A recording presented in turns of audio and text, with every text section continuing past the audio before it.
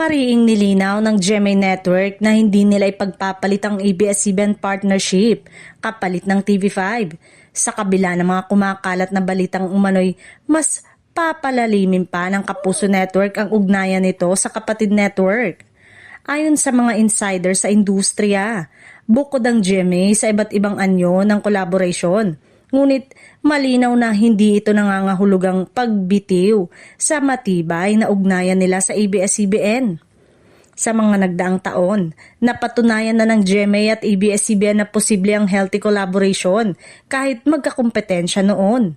Mula sa content sharing hanggang sa mga joint project, unti-unting nabubuo ang isang partnership na nakasentro hindi sa rivalry kundi sa serbisyo sa mas malawak na audience at sa kapakanan ng industriya ng Philippine entertainment. Ipinapakita lamang nito ang GMA ay nananatiling strategic at balanseng mag-isip. Bukas sa bagong posibilidad ngunit hindi basta-basta tinatalikuran ang mga napatunayan ng matibay na relasyon. Sa kaso ng ABS-CBN, malinaw na may pundasyon na ng tiwala, respeto at matagumpay na collaboration na hindi madaling palitan.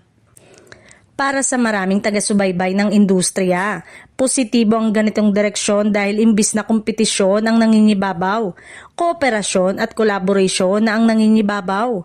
Mas maraming partnership, mas maraming proyekto, mas maraming trabaho para sa artista, at mas maraming pagpipilian para sa mga manonood. Sa huli, malinaw ang mensahe, open ang GMA sa collaboration sa TV5 pero hindi nito bibitawan ng partnership sa ABS-CBN. Hindi ito palit network kundi dagdag network.